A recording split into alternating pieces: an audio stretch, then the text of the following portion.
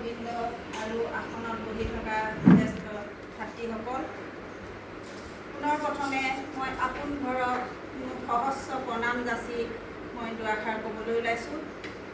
অৱশ্যে সিমানটা আমি আপোন ঘৰৰ বিষয়ে জনা নাছিলোঁ। কালি হঠাতে আমি এটা প্ৰগ্ৰেম কৰিম বুলি মনতে ভাবি আমি দিছপুৰৰ ভাৰেলিনা কোঅপাৰেটিভ ছ'চাইটি অৰ্থাৎ আমাৰ 15টা আত্মসহায়ক গোট লগ লাগি এটা কোঅপাৰেটিভ ছ'চাইটি গঠন হয়। এটা আঞ্চলিক ভিত্তিত গঠন হয়, এটা অঞ্চলৰ 15টা আত্মসহায়ক গোট থাকিব লাগে। তেনেকৈ আমি এটা কোঅপাৰেটিভ ছ'চাইটি গঠন কৰিছোঁ। সেইটো আমাৰ অসম গভৰ্ণমেণ্টৰ ৰেজিষ্টাৰ ছ'চাইটি হয়।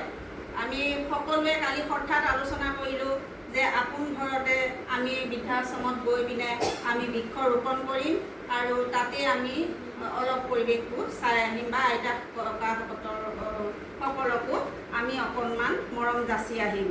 সেয়েহে আমি আজি আহি এই বৃদ্ধাশ্ৰমখনত উপস্থিত হৈছোঁহি।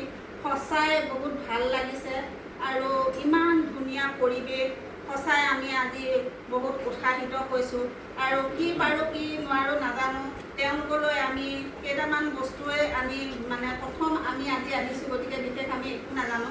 কিবা এটা কৰি থৈ যাম বুলি আমি আহিছোঁ আৰু তাতো যদি আপোনালোকে ভুল ভ্ৰান্তি কিবা হৈছে তাতো ক্ষমা কৰিব।